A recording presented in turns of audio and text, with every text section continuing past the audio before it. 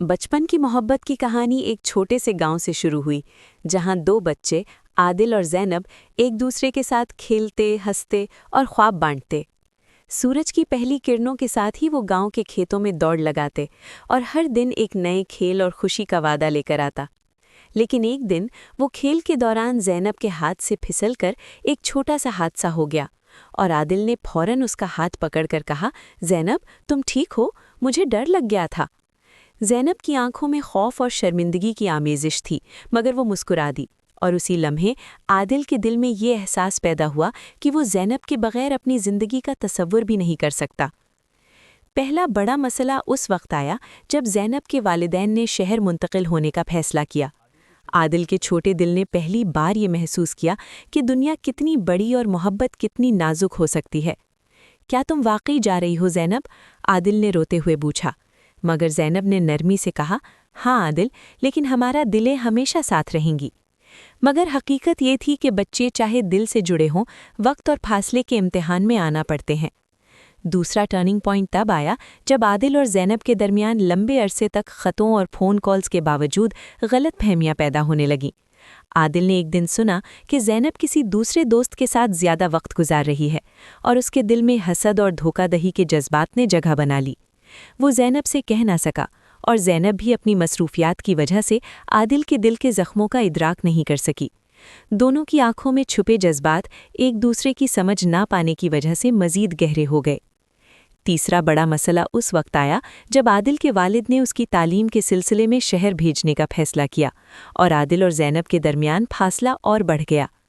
आदिल ने ज़ैनब के बगैर गांव की यादों को सीने में बांधकर हर दिन गुजारा, लेकिन दिल की गहराई में हमेशा ज़ैनब की तस्वीर जिंदा रही। ज़ैनब ने भी आदिल को भूलने की कोशिश की, मगर हर लम्हा, हर खुशबू और हर पुराना खेल उसे याद दिलाता कि बचपन की मोहब्बत कभी मर नहीं सकती। चौथा मसला तब आया जब आदिल और ज़ैनब नौजवान हुए और एक दूसरे से दोबारा राब्ता करने की कोशिश की, मगर ज़िंदगी के मसरूफ़ और गैर यकीनी हालात ने उन्हें दोबारा करीब आने से रोक दिया। आदिल ने एक दिन ज़ैनब से मुलाकात का इरादा किया, मगर ज़ैनब ने उसके बारे में अफवाहें सुनकर कहा, आदिल, मैं नहीं चाहती कि हमारी बचपन की मोहब्बत अब रिश्तों और दुनिया की पेचीदगियों में खो जाए। आदिल ने दिल में कहा, ज़ैनब, मोहब्बत कभी नहीं खोती, बस हमें उसे पहचानना आना चाहिए। पांचवा और सबसे बड़ा क्लाइमैक्स उस वक्त आया जब आदिल और ज़ैनब की मुलाकात एक पुराने दरख्त के नीचे हुई जहां वो बचपन में खेलते थे। आदिल ने ज़ैनब के हाथ पकड़कर कहा, ज़ैनब, हमने सब कुछ खोकर भी एक दूसरे की यादें नहीं खोईं। क्या अब भी तुम मुझसे वही मोहब्बत महसूस करती हो? ज़ैनब की आंखों में आंसू थे, मगर उसकी मुस्कुराहट ने सब कुछ बयान कर दिया। हाँ आदिल, बचपन की मोहब्बत हमेशा जिंदा रहती है और हमारा दिल कभी नहीं बदलेगा। इस लम्हे दोनों ने अपनी मोहब्बत का एतराफ़ किया और ये एहसास हुआ कि बचपन की यादें और मोहब्बत वक्त और फासले की कैद से आज़ाद होकर हमेशा दिलों में जिंदा रहती हैं। सूरज की हल्की किरणें दोनों के चेहरों पर पड़ रही थीं और गांव की खामोशी में सिर्फ दो दिलों की धड़कनें सुनाई दे रही थीं जो एक दूसरे के लिए हमेशा की मोहब्बत का अहद कर रही थीं।